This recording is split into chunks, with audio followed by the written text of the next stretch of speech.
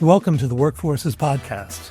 I'm Julian Alssid. And I'm Kaitlin LeMoine, and we speak with innovators who are shaping the future of work and learning. Together, we unpack the complex elements of workforce and career preparation and offer practical solutions that can be scaled and sustained. This podcast is an outgrowth of our Workforces consulting practice. Through weekly discussions, we seek to share the trends and themes we see in our work and amplify impactful efforts happening in higher education, industry, and workforce development all across the country.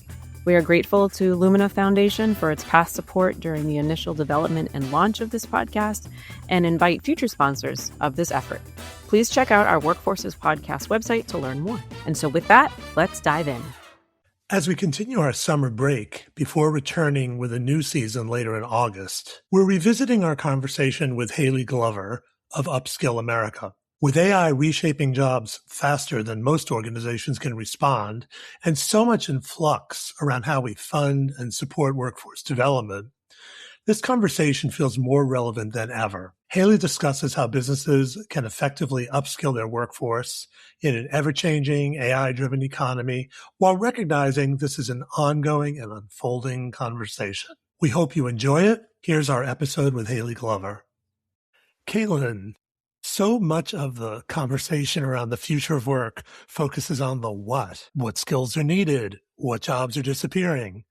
But the harder question, and the one that really determines success, is the how. How do businesses actually help their existing employees develop the skills they need to succeed in a changing economy? Absolutely. While we know the need for and importance of upskilling initiatives, actually building an effective system that helps workers grow and advance is a really complex undertaking for employers. Right. It's one thing to agree that upskilling is necessary. It's another to have a playbook that works for both the employees and the bottom line. To create the playbook, we need guidance from leaders who understand both the policy landscape and the operational reality of business. Exactly. We need that along with insight into researched best practices across industries. And luckily, today we're joined by someone who brings that multi-sector perspective to the table. Today we're speaking with Haley Glover, Senior Director of UpSkill America, a national initiative of the Aspen Institute Economic Opportunities Program. UpSkill America drives research and efforts that promote employer-led education and training to help workers advance and help businesses compete. Prior to this role, Haley was Senior Program Manager at Amazon, where she led college programming for the company's Career Choice team. And before that, she served as a strategy director at Lumina Foundation, which is where we first met Haley, leading efforts to reduce racial disparities in credential attainment. Haley holds a bachelor's degree from Franklin College, a master's in liberal arts from St. John's College Graduate Institute, and an MPA from Syracuse University. Haley, welcome to Workforces. We're thrilled to have you with us. Thanks, guys. Good morning. Good morning. So please tell us in your own words about your background and what led you to your role at Aspen Institute. In the spirit of time, I will give you the short journey instead of the meandering one. But fun story. You mentioned I was at Lumina Foundation, and I was there for a very long time, about 11 and a half, 12 years. And I not only led, the work in my last 4 years at Lumina, focusing on eliminating racial disparities and that kind of thing. I also led portfolios focused on what we called employer mobilization, which in my glib moments I described as like getting employers to do stuff, but was really focused on understanding and motivating how employers can take their considerable resources, influence, and sort of that unique positioning in employees' lives to mobilize toward the credential attainment mission. And so back in 2015, when UpSkill started, I actually was one of the first funders of UpSkill at Aspen and sort of helped try to kick that off back in the day. So my time with UpSkill started right at the beginning. And obviously, the initiative changed a lot over a decade, along with the economy and the workforce and all of the things. But that is how I found myself here about 3.5 years ago. And this idea, this question about how employers can not only benefit from investments in skill development, but create benefits for individuals, their companies, society, our country. That has been a through line of work that I've been doing for now a quite long time. And so between, my past long ago life as an educator, working in economic development, working in nonprofits and government and philanthropy, as well as the private sector, it's been that's been the river running through my work, is trying to blend the streams and get more people to think very critically about how we leverage all of the power we need to get people the skills they need to thrive. So thank you for that overview and that story of how you got to where you are. I'm curious to know, how has the focus of your work at through Upskill America evolved over the last few years? You mentioned all the changes, right, that are occurring. I mean, what do you see as the primary focus, or what are the various elements of your work, and how do you see that focus changing and shifting? That is a fantastic question. And I think there's a very simple answer, which is that the economy we're in January 2026 is not the economy we were in when I came to Upskill back in summer of 2022. 3.5 years ago, employers were absolutely just falling over themselves to acquire and retain talent. Question of the time is, how do I find people with the right skills? How do I keep people with the right skills? How do I get the mass that I need in order to proceed? And that is not the question now, right? Now, I think employers are really leaning into, what do I actually, what skills and competencies do I actually need to not only fill tasks and roles that I have right now, but to take me into the future? How do I not just retain talent, but retain the right talent in particular roles that are going to have strategic value for me going forward? How do I create robust pipelines that guarantee that I am not, if I'm an employer, that I'm not going to be wasting time, energy, effort on the upfront acquisition? How do I build my workforce strategy muscles in order to understand with much more nuance and robustness this idea of what I'm going to need in the future? So it's pivoted from I've got a fire on my front lawn right now, back 3 or 4 years ago, to I need to think much more critically about what's down the road and into the future. And that's been huge. And then from a work that Upskill's doing, we've leaned real heavily into this idea of, with this call from employers about getting much more specific, much more intentional, with the addition of AI, which is both a positive in that it can help people do things with less time and energy and effort, but also as a complicator, because you've got this. I just read a piece the other day, 600 billion resume fraud issue, which is really asking this question about skills validation, right? Which is trying to make sure that, we get people to understand and be recognized for the things that they know and are able to do, regardless of where they acquired them. We've been calling this movement All Learning Counts for a very long time. And it is this idea that it shouldn't matter whether you attended the most prestigious elite institution or you gained your skills through work. If you've got the same skills, you should be competing in the same way.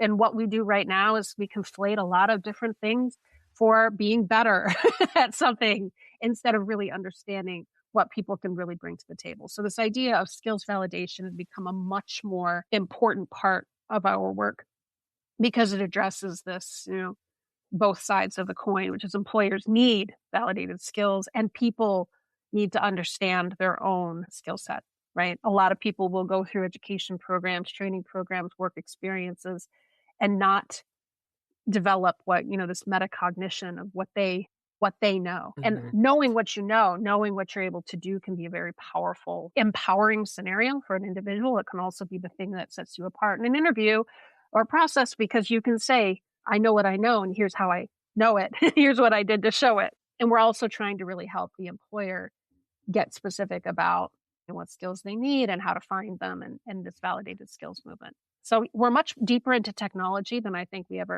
I thought we would be, and that I ever wanted to be, frankly, because it is not my primary language, but it is the method that I think will ultimately produce the right kind of results for both people and the employers they work for.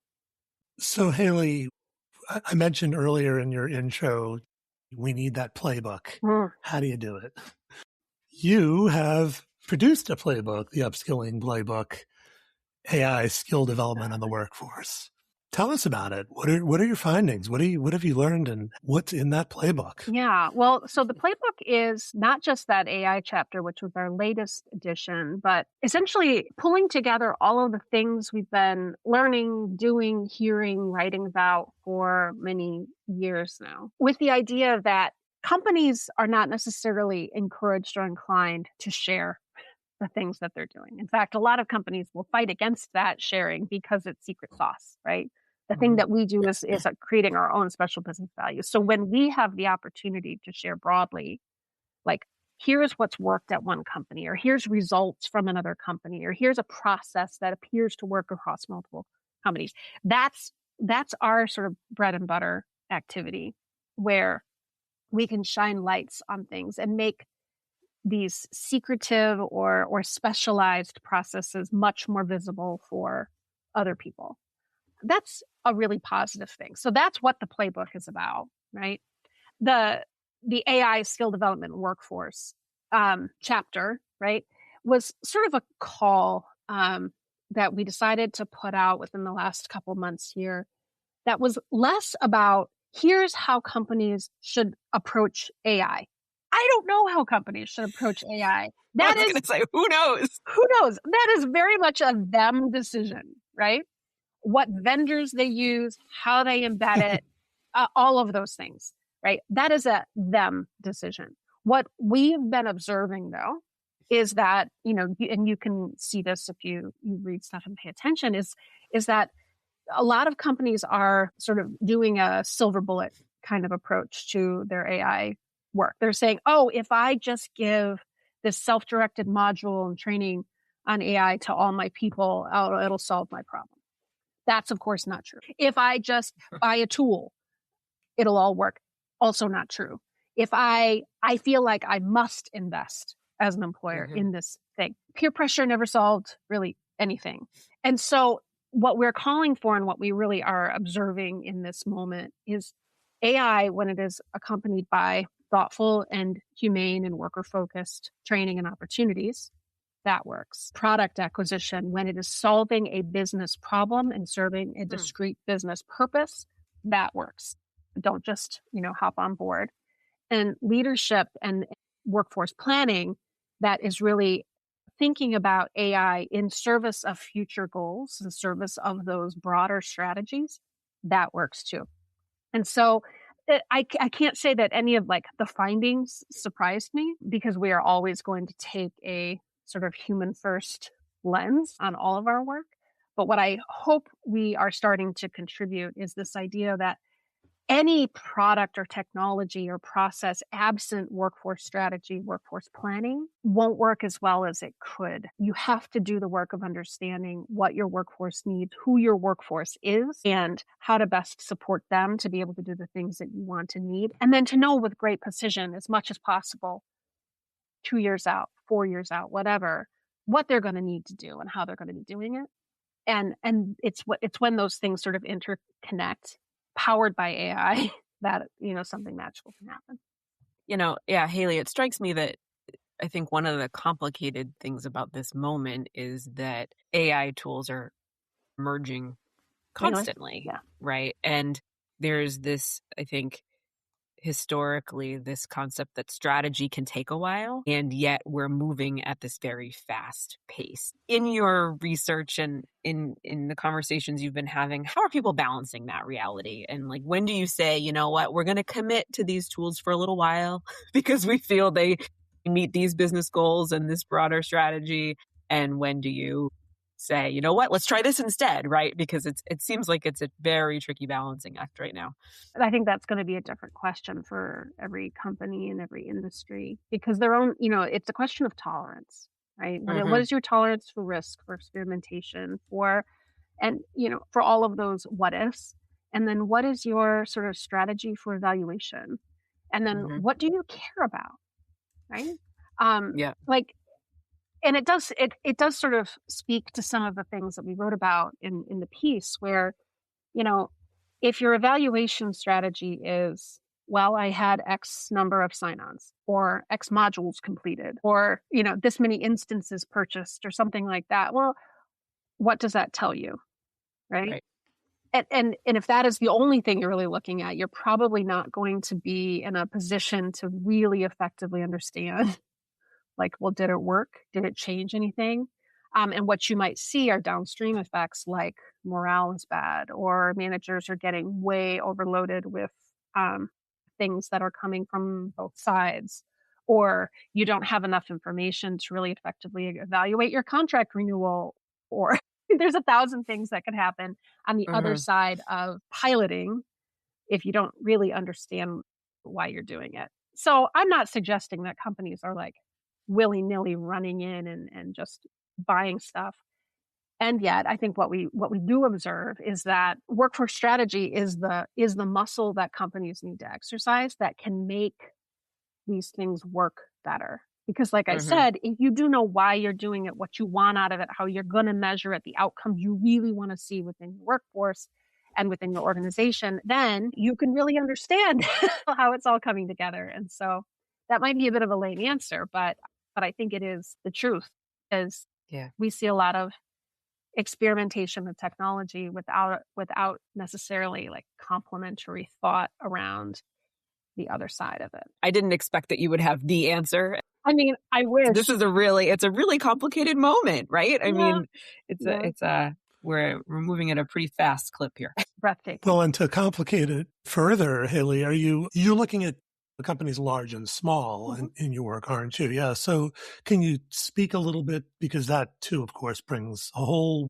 other world of issues when we're comparing, Fortune 500s to more typically sized medium and smaller businesses. Can you speak to tech as it relates to the smaller? The tech question is really very similar to other questions about evaluation and implementation of new processes and tools by industry size.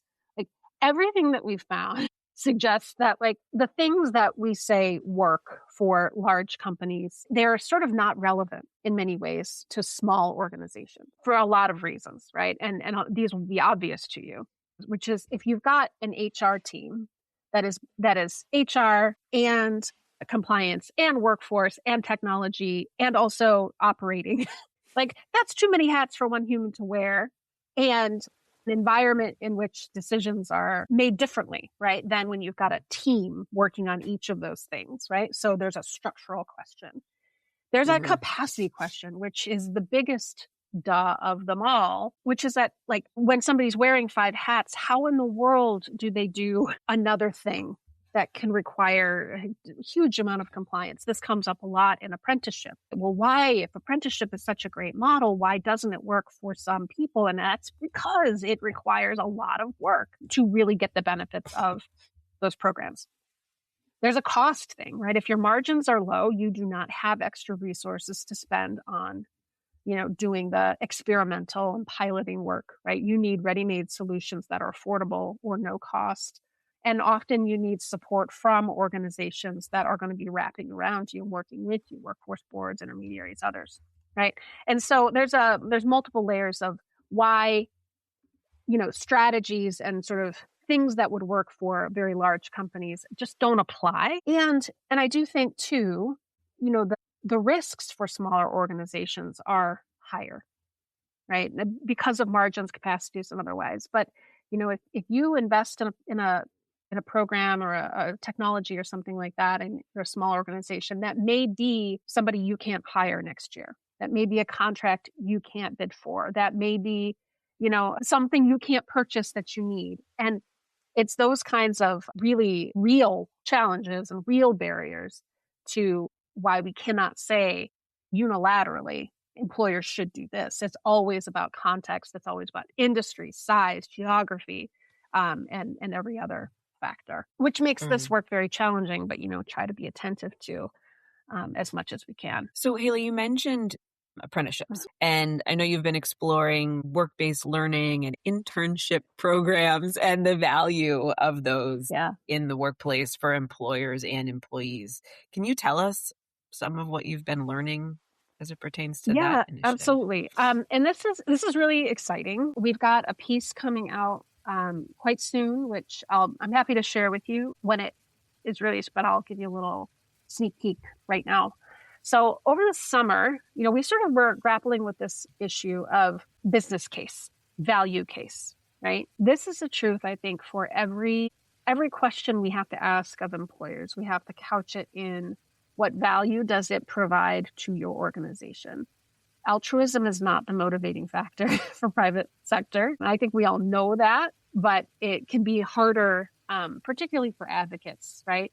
When you're thinking about why an employer might do something. And so where we were taking a look is we have really great, we did some ROI studies on tuition benefits back when I was at Lumina, and I still use those all the time, and they are used broadly in the field. We've got some interesting ROI information out of apprenticeship programs, though colleagues over at the Brookings Institution just released findings yesterday, really showing that it's very, very hard to use ROI insights on generally because the applications are, like I was talking about, context matters so much. So you have to really be careful about understanding those. And then we were looking around for, we have a general understanding of why employers do internships, right? And we really understand that the demand for internships based on work by NACE and others is huge, right? 8-some million students seeking internships, about half got them, right? And as we think about, the situation we're in with impacts on entry-level talent from AI and automation and all of those other things, like people have to get work experience in order to get jobs, right? That's at least how we work now. And internships are a great way to do that. But how in the world do we think about growing the number of employers offering internships or growing the number of internships? So we sort of tackled this question of where do employers find value? Why do they offer internships? What is driving them to keep these things on, especially as we enter sort of tumultuous economic times? And so we interviewed about 40 employers to sort of get under the hood of their internship programs to understand, like, why did they do them? Like, what business objective were they trying to seek? And those findings, I think, were actually quite standard, right? We're not surprised really by anything that we found because employers are doing internships for the reasons that we would understand, right? Their talent pipeline is not sufficient. They're not getting what they need from typical sources. They're trying to remediate against sort of a poorly prepared workforce. They're trying to say, like, you need exposure in my industry. Like, I'll, take a chance on you, but if you don't have production experience, you don't have sort of insight into where I am looking, we're really going to try to focus on that with internships. Things like low retention, right? Creating a level of stickiness within new hires is a really big priority, as I sort of said earlier. And then like creating new opportunities for people who are managers or who are emerging managers to lead, right? Those are 4 big problems that they're looking to solve through internships. And we also looked at, like, what are the conditions within companies that make internships sustainable and successful, right? And those come down to conditions that can often be sort of hard to replicate, but that they're there when they are or are not, right?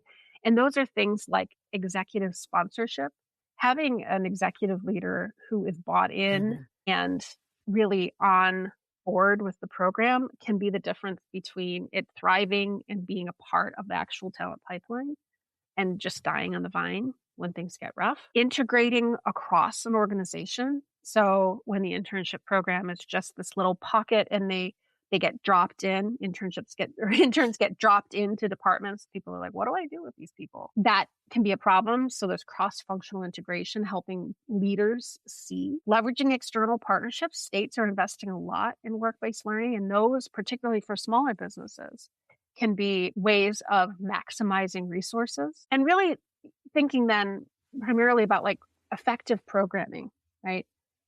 Having actual learning outcomes, actual work that interns can do, actual supervision and mentorship, actual accountability. Those are all things that from a organization perspective can be really powerful.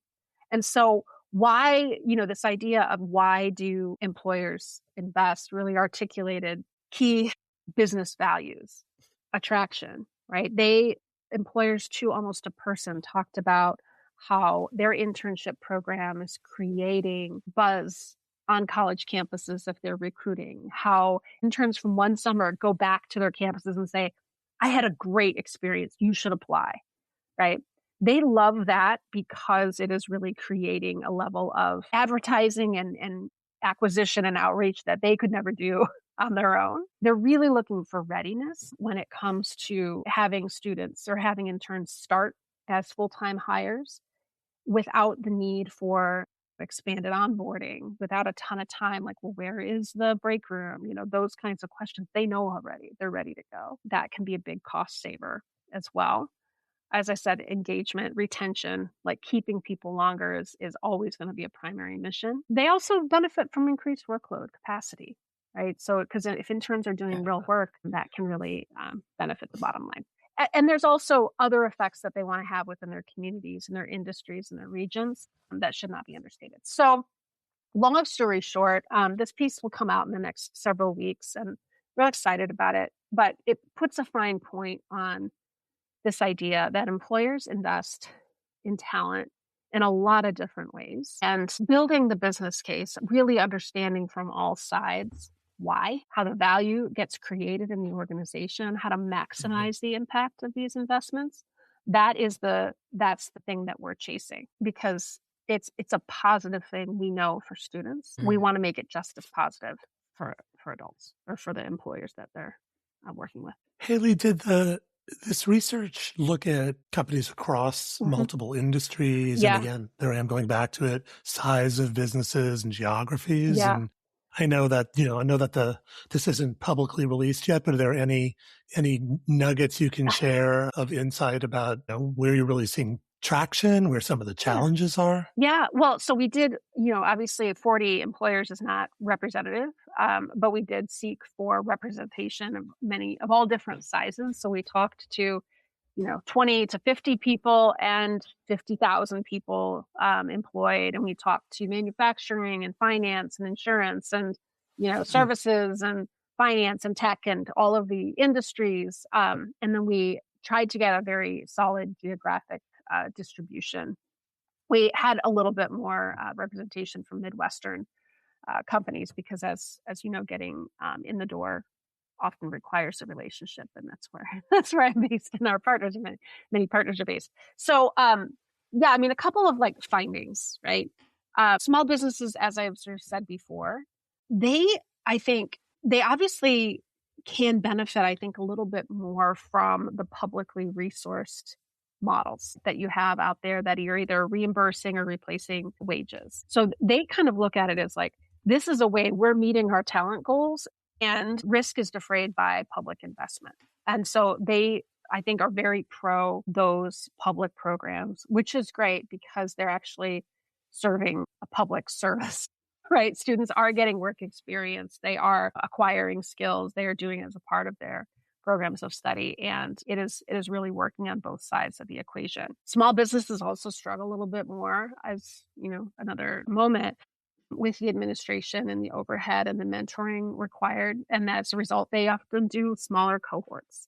And we do understand from larger companies that cohort models can often be really successful because you're creating shared experiences, networks, groups to rely on and learn from and work together with. And so there's a trade-off there. And I think coming back to the sort of workforce strategy question, it's always going to be what kind of work do you have your interns doing? And what I think was really cool to hear from employers across the board, large, small, every state we talk to, every industry, is they are, to a person, I think, really excited about the innovation and fresh thinking that interns bring. Whether it's something like what would have taken our staff member hours to do because they don't really know the tools, it took our internship 45 minutes to do because they'd been exposed to the AI or whatever tool. They did it easily, or they saw things in a different way than our team did and really helped us get over a hurdle